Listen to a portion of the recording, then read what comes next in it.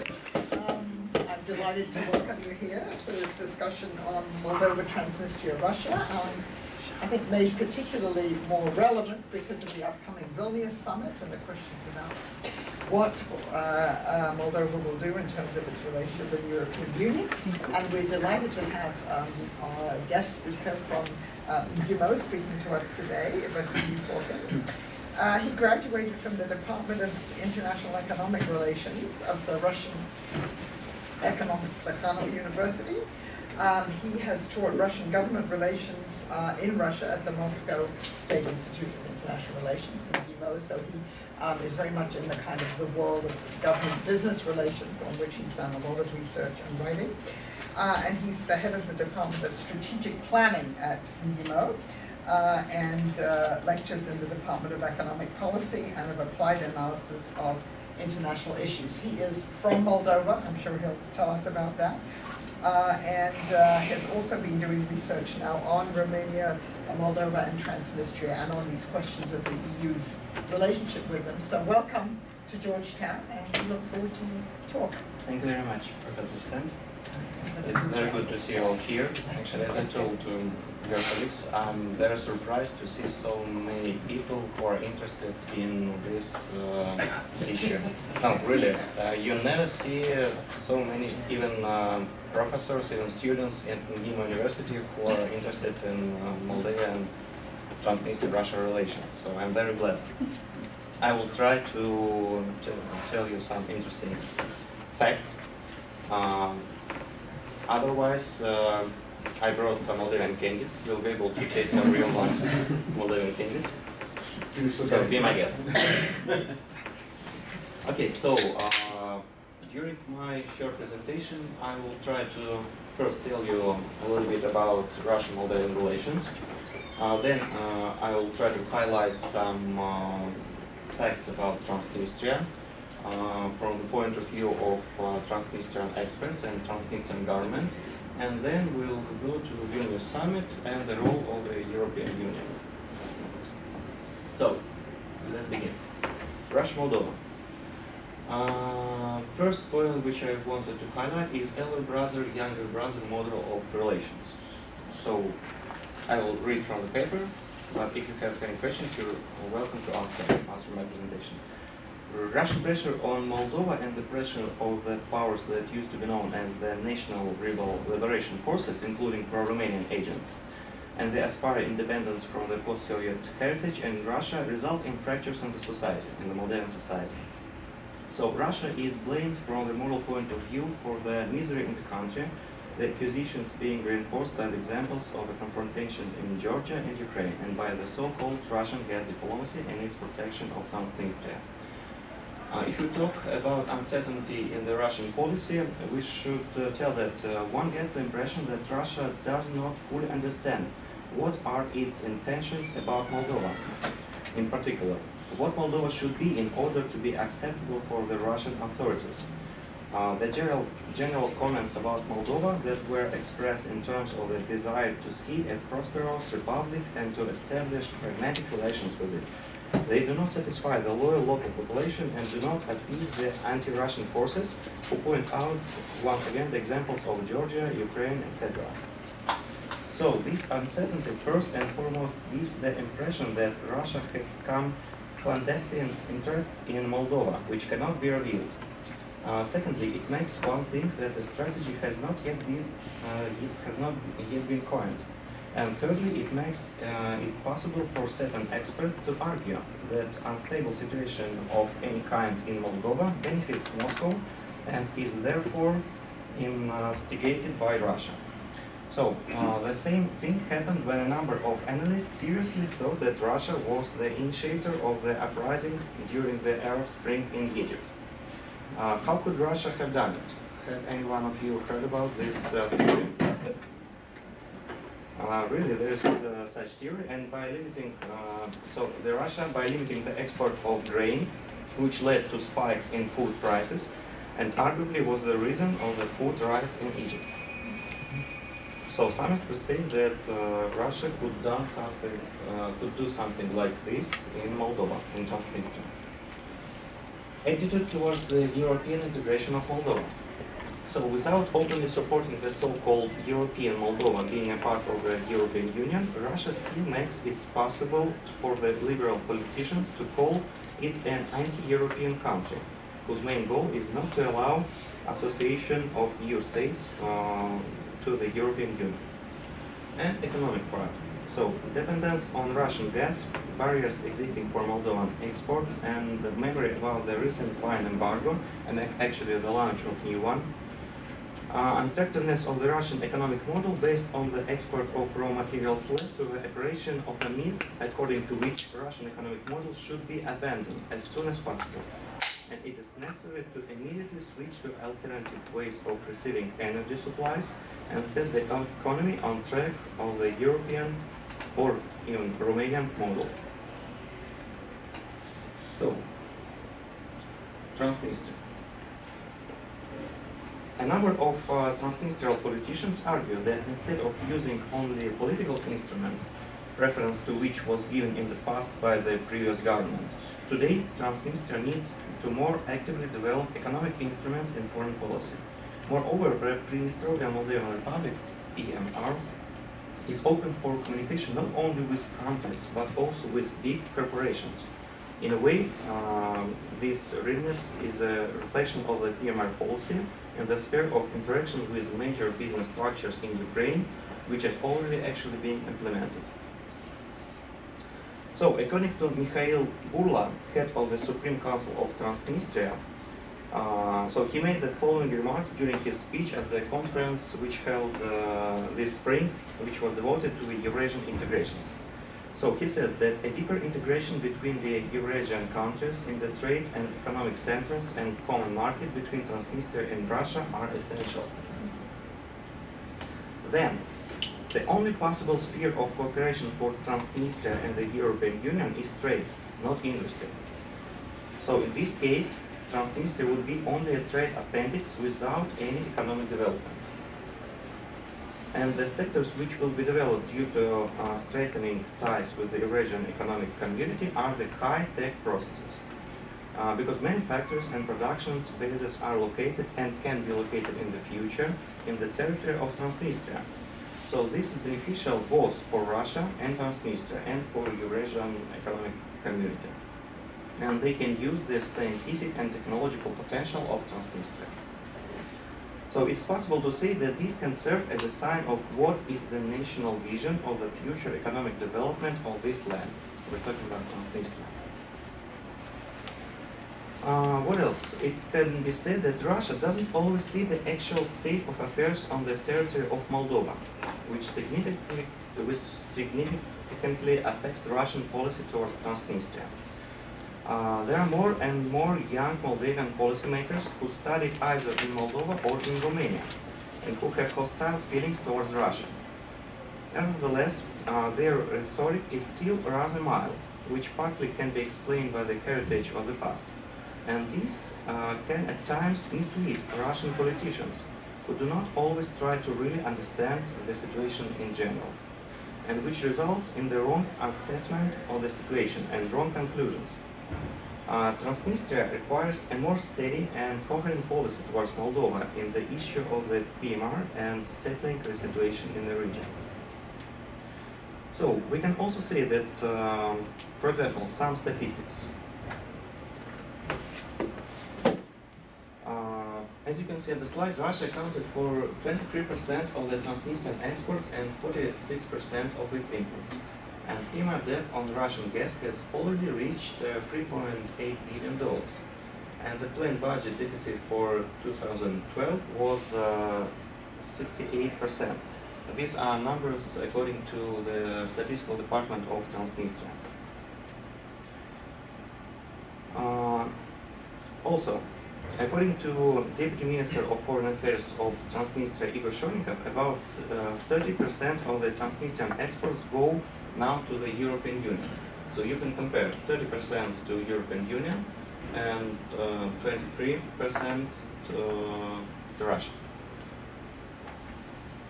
If we talk about citizenship of Transnistrian population, we can say that about 30% from 900,000 population already have Russian passports, but according to official estimates, this number are only 200,000. Also, 30% have Ukrainian passports, according to official estimates, 100,000, and from 20 to 25% of population have Moldovan passports, and almost 10% have even Romanian passports. Sometimes people have several passports at a time. Strange as it may seem, but people don't have any special warm feelings towards Russia, Transnistrian people. And dominant is the idea of surviving at any cost, which leads to looking for the easiest way of going abroad in order to find a job, or in case the situation in the country deteriorates unexpectedly. So we can say that Russian politicians sometimes do not know this situation and think that Transnistria still is part of, so-called, as some experts from Romania say, the part of Russian Empire.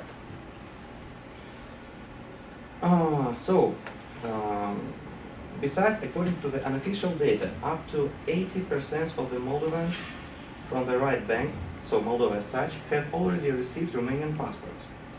Given that about 60% of the population of Moldova are ethnic Moldovans, this gives us about 1.5 million Moldovan citizens who are already also Romanian citizens.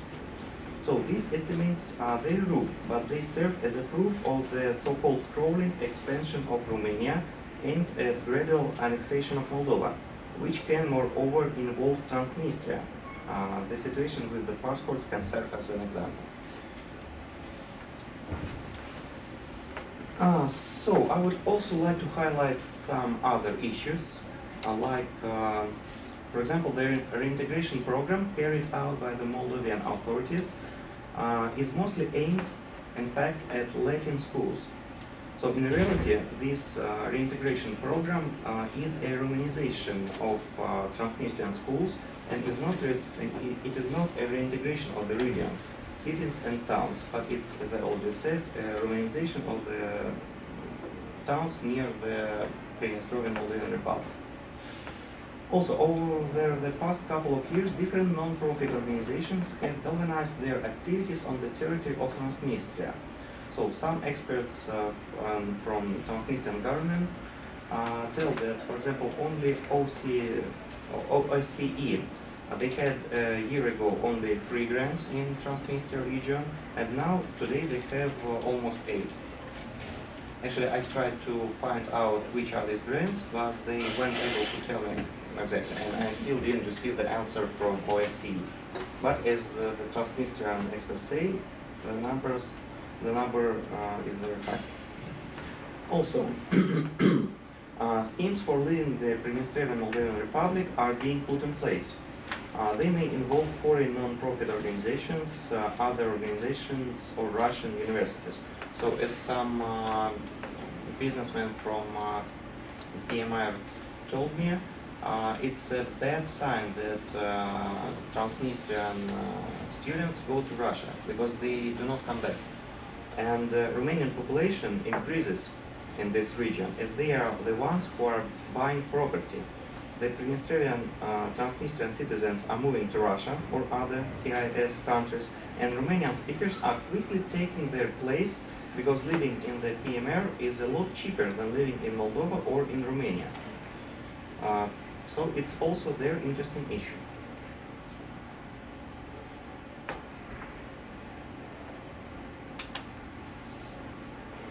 Okay. So I think now we'll move to Eastern Partnership. In a more personalized way, the Eastern Partnership and the Vilnius Summit should give the Moldovan government a possibility to demonstrate to their electorate certain achievements in their policies which are aimed at compensating the failure of home policies. The failure of the summit as concerns the Moldovan issue is already predetermined by the fact that instead of the signing of the agreement of association and the free trade zone, as the Speaker of Moldovan Parliament, Korman, said, it would only be a partial initialing. There's also the lack of transparency in the issue of expenditures linked to the grants that were received by Moldovan government. They were spent on purposes unknown to the general public, with the authorities assuring the citizens in the successful implementation of reforms. Indirectly, the fact that Moldova is lagging behind was recognized by the head of the Ministry of Foreign Affairs of Poland, who suggested that all the member countries double their efforts aimed at implementing reforms before the summit. It was also recognized by Irka Tapiola, the European Union delegate in Moldova, who criticized the lack of transparency in the process of privatization of state property in Moldova. It is believed that the steps undertaken by Moldova in the Vilnius direction have been made only because of an agreement with a number of European Union officials who are concerned about their political future and have to demonstrate any results to the European Parliament, while the ruling alliance could divide the remaining state property among its members, ruling alliance in Moldova, and is likely to dissolve immediately after the summit in order to organize early elections. Members of the alliance realize that the Vilnius summit will not live up to the expectations, which is why they have started a campaign aimed at making the population believe that initialing the agreement is a routine step, and that this summit should be regarded as one of many steps that have to be made. For the general public, European integration has lost its value due to two factors.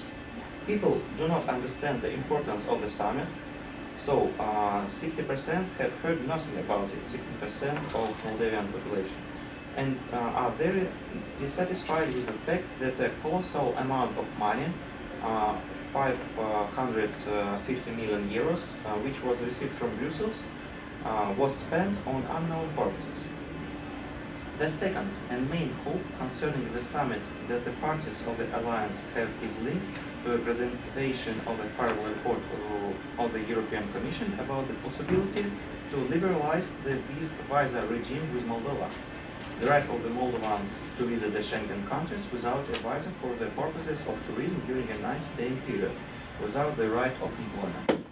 So this is the reason why the alliance made concessions on many of the items of the plan, including adopting a law about non-discrimination and legalization of propaganda of non-traditional sexual relations, which in Orthodox Moldova is actually a very huge issue.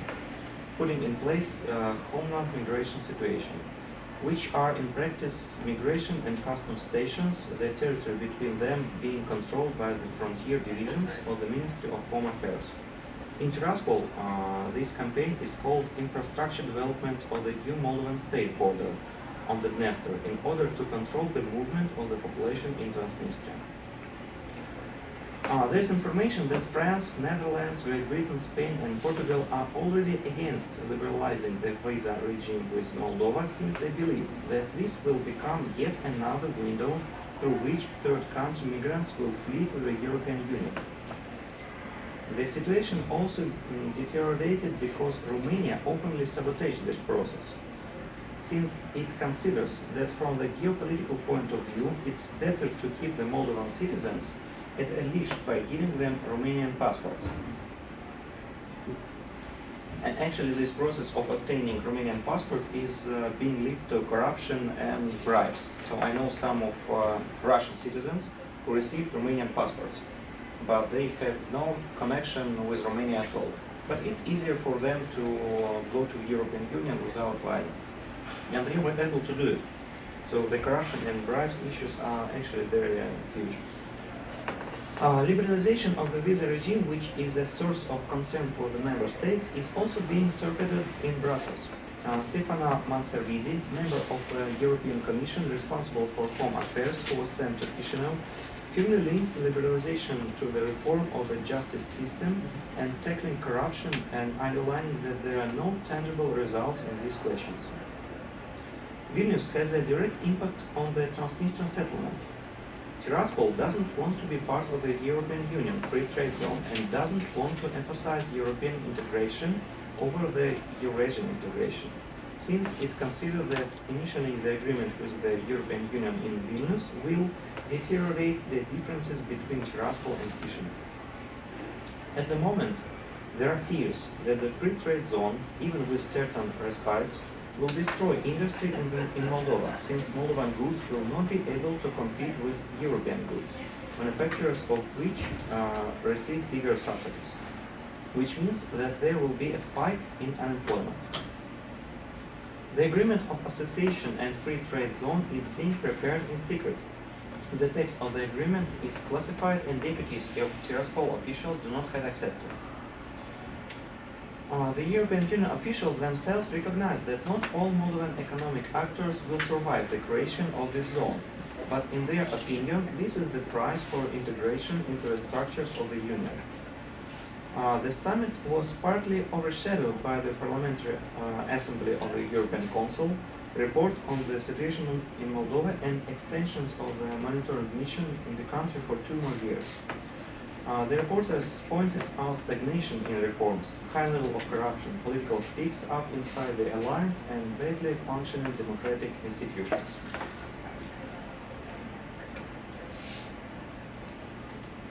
Claims on Transnistria devalue all theoretical arguments, international, legal, historical, and cultural, in favor of unification with the brothers across the Brood. True, Bucharest and Chisinau have been playing with the idea of trading Transnistria to Ukraine for South Bessarabia and Northern Bukovina. Really, it's not accidental that Romanian diplomats have persistently tried for many years to include in agreements with the Russian Federation and Ukraine a provision on the need to eliminate the consequences of the Molotov-Ribbentrop Pact. It's noteworthy that Romanian citizenship is being granted not only to the citizens of Moldova, but as I already mentioned, to some citizens from Northern Bukovina, Bessarabia, or even Russia, regardless of nationality. One way or another, electoral considerations, the controversial recommendations of Bucharest, directives from Brussels, and plain Russophobia are preventing Moldovan adherents of the unity of the Romanians from carrying out a clear-cut policy.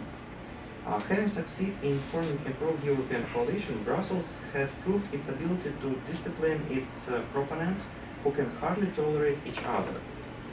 To ensure its own reliable and responsible partners at the negotiation table, Russia may need a reformatted Moldovan political scene. In any case, to stay in the game, Russia or any other state, Romania, European Union, will have to redouble their efforts and articulate its probable and desired results. So we can say that the time has come to make a choice for any country. I think I fit my time. I think that's all, so thank you very much once again. If you have any questions, I would be glad to answer them. Thank you very much. Let me start off with something. So could you see a scenario, let's say you have the EU, signs, initials the agreement with Moldova, and even though the EU is holding its nose or whatever, they continue the situation, of a rapprochement between Moldova and the European Union. More integration continues. Could you see a situation where Russia would consider doing with Transnistria what it did with South Ossetia and Abkhazia, saying, okay, the time for negotiation is over, we recognize this as an independent state, and then it joins the Eurasian Union. How likely is that? Is that a possible scenario? That's a very interesting question. Thank you very much. So, and it was discussed many times during the conferences in Transnistria and Moldova. First of all, we should say that Russia and Transnistria do not have common border. So that's why this situation, the same as it was in southern Abkhazia, Ossetia, is not possible. But some of Transnistrian representatives, they actually want to do to initiate some steps towards this plan.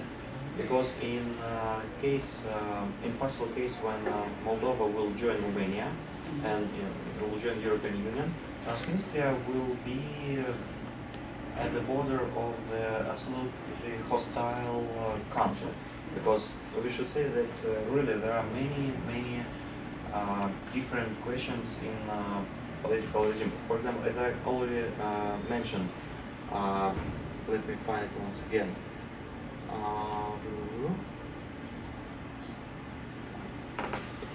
If I told about it,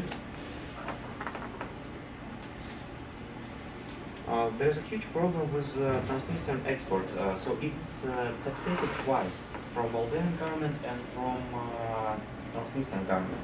And Ukraine and Moldova put some borders for international economic relations to Transnistria. And in case when Moldova joined Romania, the only possible way to survive for Transnistrian economy would be join some bigger economy. Will it be a Russian economy or Ukrainian? It's a question to argue. But answering to a question, yeah, there could be some common things with the Ossetia and Southern Caucasus situation, but no one knows how to do it. Yeah, I know you have a question. Professor Delaton has to leave. Do you have a question? Yeah, I just wanted to, thank you, Angela, point out that one of the problems that Romania faces in gaining access to the Schengen area is precisely this concern that many of the EU states have about the granting of Romanian citizenship to Moldovan citizens. I mean, it's not just Russians, but Ukrainians who've been given Romanian passports. And as long as Romania doesn't clamp down on corruption regarding the granting of passports to non-member states, in other words, citizens of non-member states, they're going to find it difficult to enter the Schengen area.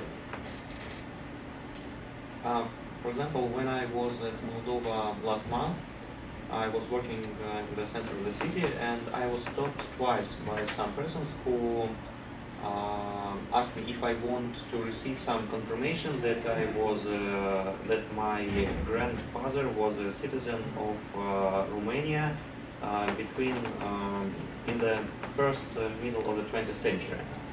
So it's very easy to take this confirmation in Moldova, then to go to you go to Bucharest, you show this confirmation, and you receive in 2 years Romanian passport.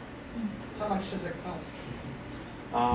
First time they asked me for 2,000 euros, and second time they told me that they will give me a discount if I will bring some friends. Yeah. Wow. So for 5 persons, they will be able to do it for 1,000 euros per person. Which is cheaper than a candidate dissertation in Moscow. I've got lots of questions. I wanted to follow up on this. We've got the precedent of Kaliningrad as an exclave. They're separated from Russia by European Union countries. Why would an exclave in Transnistria be harder? You know, thank you very much for reminding me about this Kaliningrad situation. I'm not advocating it, but you're the Yes, I know. So actually, I asked the same question to some Russian authorities and some Transnistrian authorities. So will be the same situation possible with Transnistria? And it's strange, but I didn't receive any answer. So they even didn't think about it. So that's why I mentioned that sometimes, unfortunately, Russia do not know what to do with this territory. You know, it's like a suitcase without handle. It's very hard to carry it, but you cannot drop it. So the same situation with Moldova-Transnistria. We don't know what to do with this territory, and sometimes Russian or even Ukrainian policy towards Transnistria is very uncertain. Suitcase without hand. But really, the Kaliningrad case could be the good example. So, actually, I saw an interesting article from some Spain researcher who was written. This article was written 5 years ago, and it was full of exact steps what European Union and some non-governmental organizations should do to tighten relations between Moldova and European Union. And now, after 5 years has passed, I see that these steps were implemented. So we do not have this strategy in Russia, unfortunately. the step-by-step strategy, what we should do to clarify our attitude towards Transnistria and to do something with Moldova-Russia relations. And it's a big problem, in fact, that the strategy wasn't set. Yes. I just want to suggest an idea about the difference between Kaliningrad and Transnistria regarding from the perspective of the Russian perspective. It's easier, I think, easier the Russians to keep the Kaliningrad because the transit state, I mean, Belarus is a landlocked state, and because of that, I can imagine that Belarus is highly dependent on Russia as a landlocked state. And in this sense, it's easier for the Russians to keep their connection with Kaliningrad. And in the case of Transnistria, I think it's a bit different because of the whole mixture of Ukraine on one side and Romania. Moldova is also a landlocked state, but they have the Romanian, so in this sense it's a bit different. So I would say that, at least from geographic reason, I could understand what the difference from the Russian perspective, I mean, between Kaliningrad and the challenge of Transnistria.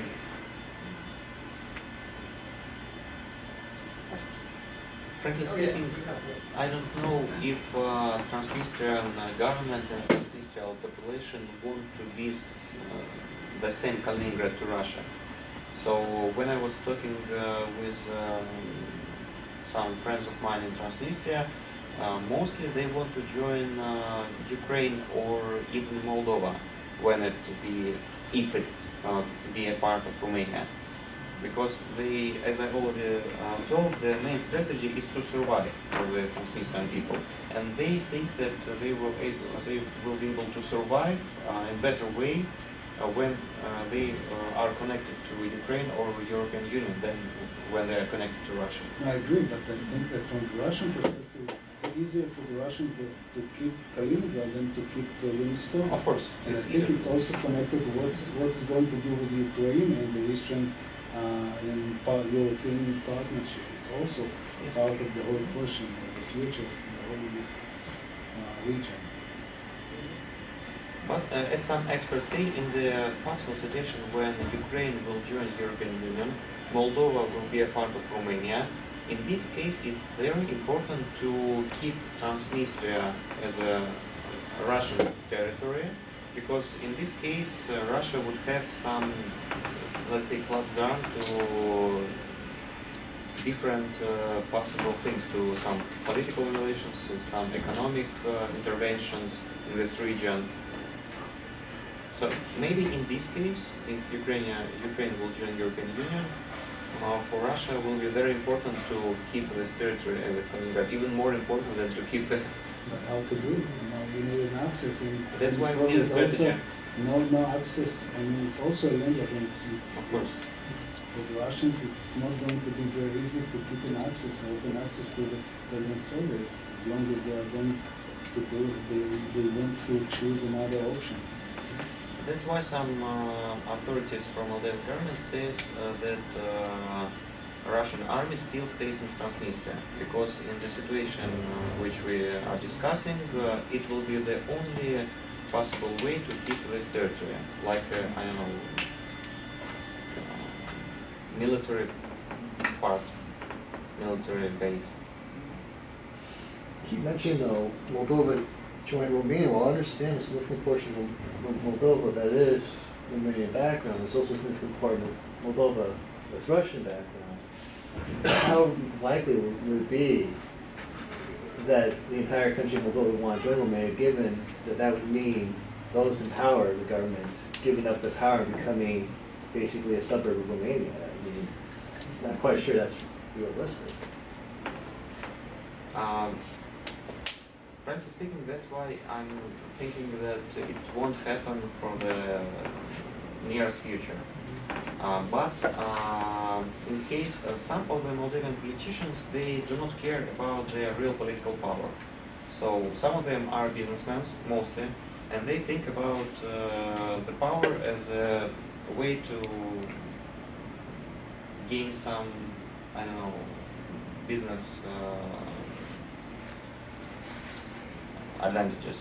But other, like for example, ex-Moldovan president Gimbu, he's telling that his main aim is to join Romania, and he will do anything for this. He will leave his house, he will sell everything, so he will be unemployed, but Moldova will join Romania.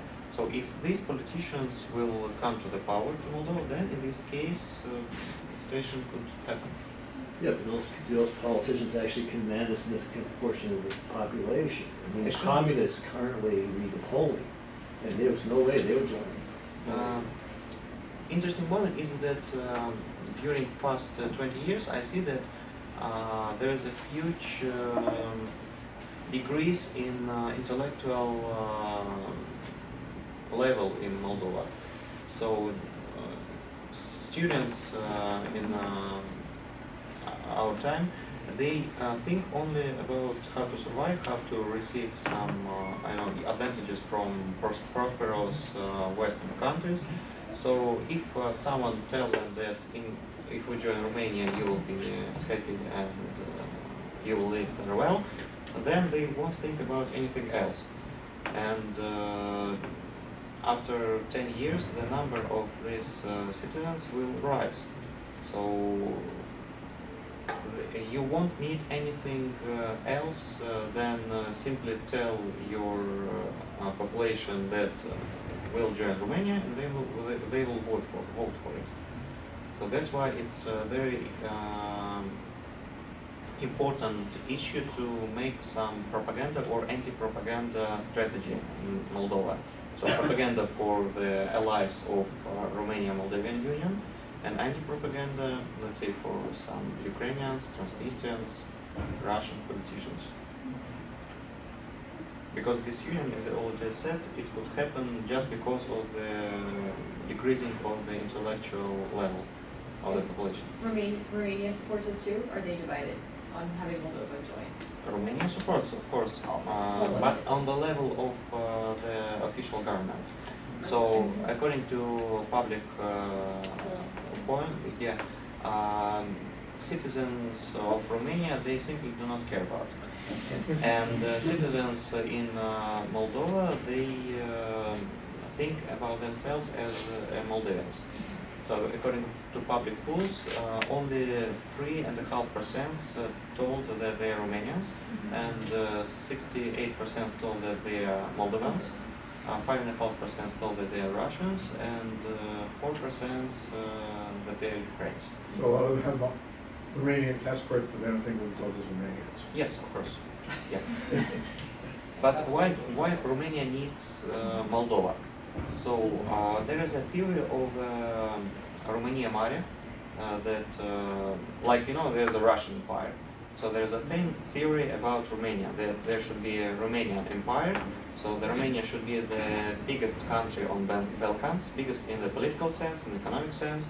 And for this, they need Moldova as a good example that they are really have some true political power. So to show this integration of Moldova to European Union, to USA, that look, we are really a big country in the Balkans, the hugest, the biggest one.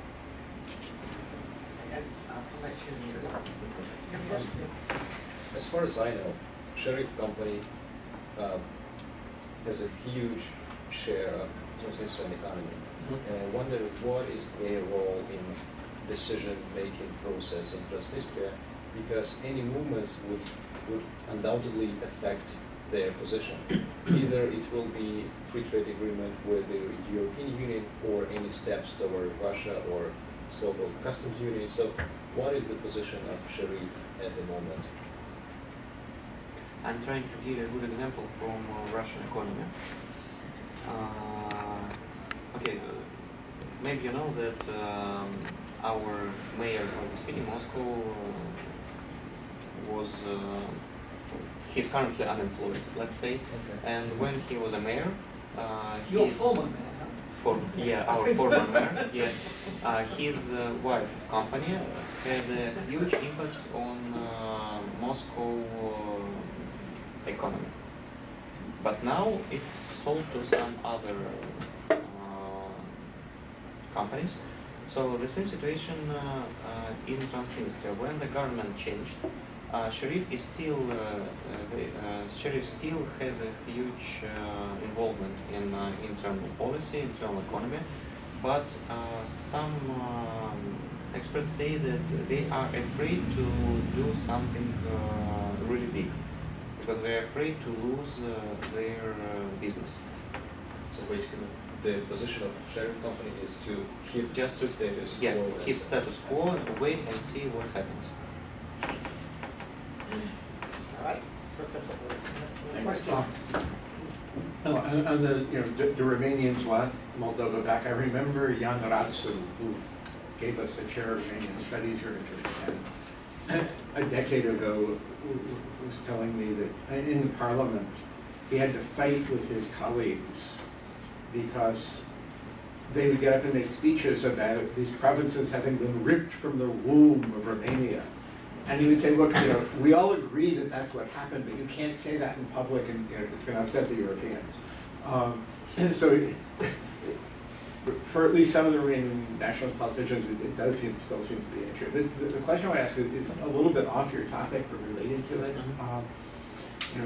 Given that this Vilnius meeting is happening next month, and there seems to be a pretty good chance at this point that both Moldova and Ukraine will sign partnership agreements, what do you think the reaction is going to be back in Moscow? I'm interested both in the political leadership and also among your colleagues at MGIMO. I see. Did you hear about the situation with anti-Russian?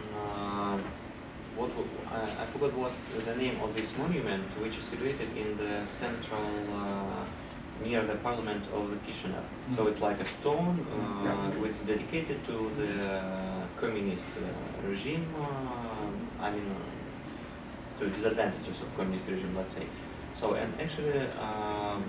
This formal president of Moldova, MGIMO, he told many anti-Russian things as a president.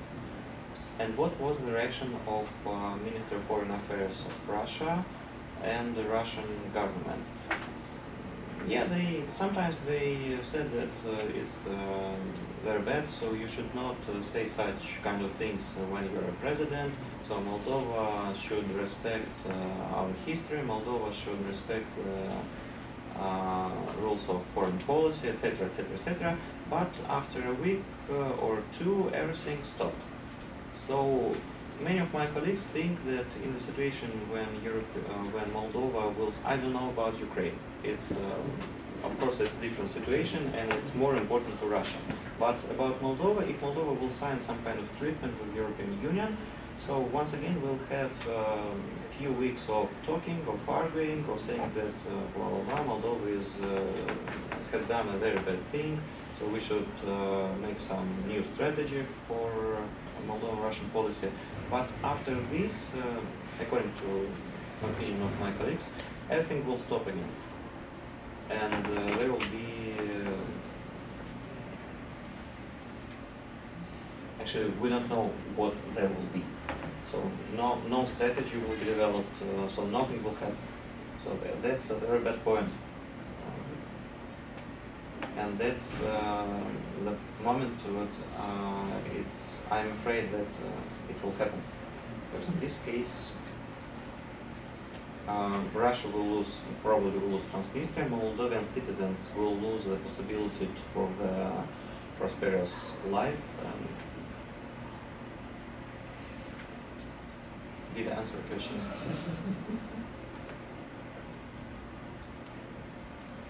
Any other questions? So do you think Moldova will suffer by doing oil with the EU rather than the customs union? I think it will suffer because in this case Moldovan economy will be an, as I mentioned, appendix to the Romania and to the European Union. So probably after 10 or 20 years it will be better for Moldovan citizens because they will be able to travel to a year, they will be able to find some new jobs. The level of unemployment will be less than it is now.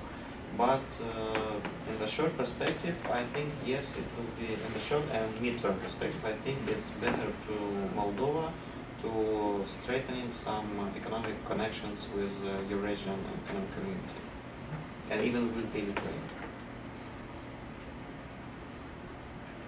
What? Back earlier. If Ukraine doesn't sign the agreement with the European Union, I mean, and it's still questionable, we have to see what Yanukovych is going to do with it. Let's get rid of Germany for treatment. If they don't sign with the European Union, and let's say Moldova did sign some, I mean, can you conceive a scenario where Ukraine doesn't sign an agreement, Yeah, it could but be- Moldova does initial agreement, and then how does that play out?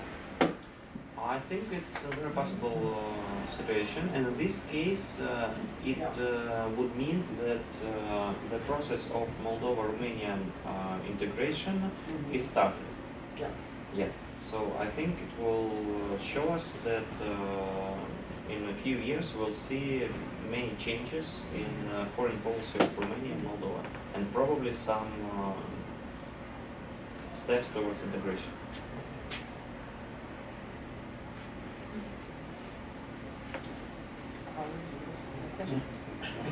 I'm good, thank you. Ah, I have a question. Thank you very much for your talk. I'm a graduate student here at School of Foreign Service, and I'm curious if you could give me just a little bit more of an overview of the Russian perspective on Transnistria, just sort of the, maybe in simpler terms, what the Russian interest is at its root.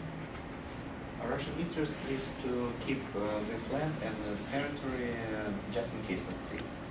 As I mentioned, if Ukraine and Moldova will join the European Union, in this case Russia will have some, of course I could not speak on behalf of our officials, but according to the opinion of my colleagues and some experts, it's just a plus that you can say. Actually, I have an interesting article that is written by my colleague. I'll be able to send the link.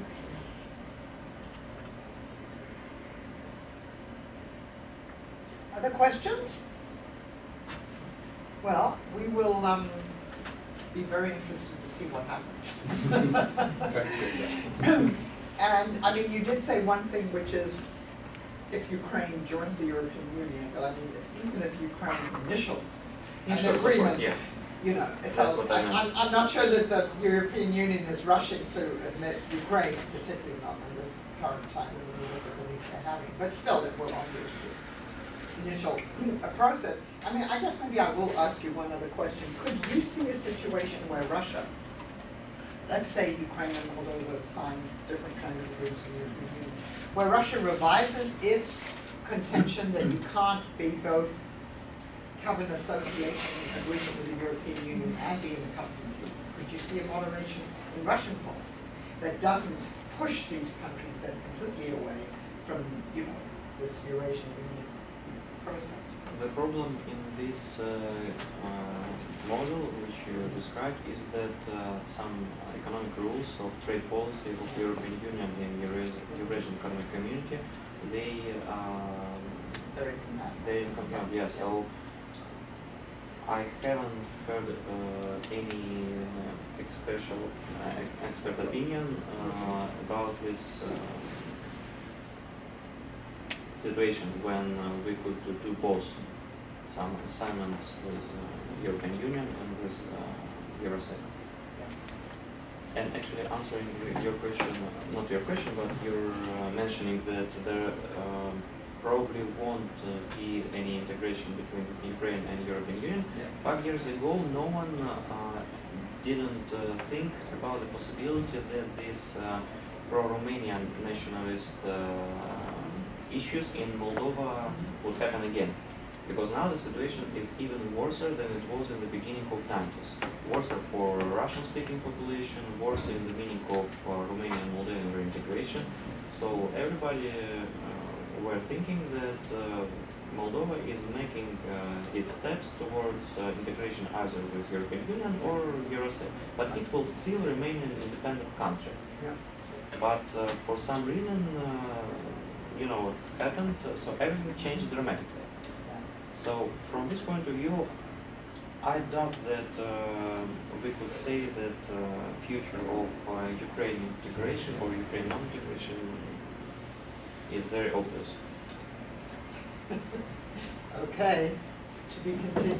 Please join me in thanking Vasily. Don't forget to try to taste some Moldovan sweets. I'm sure you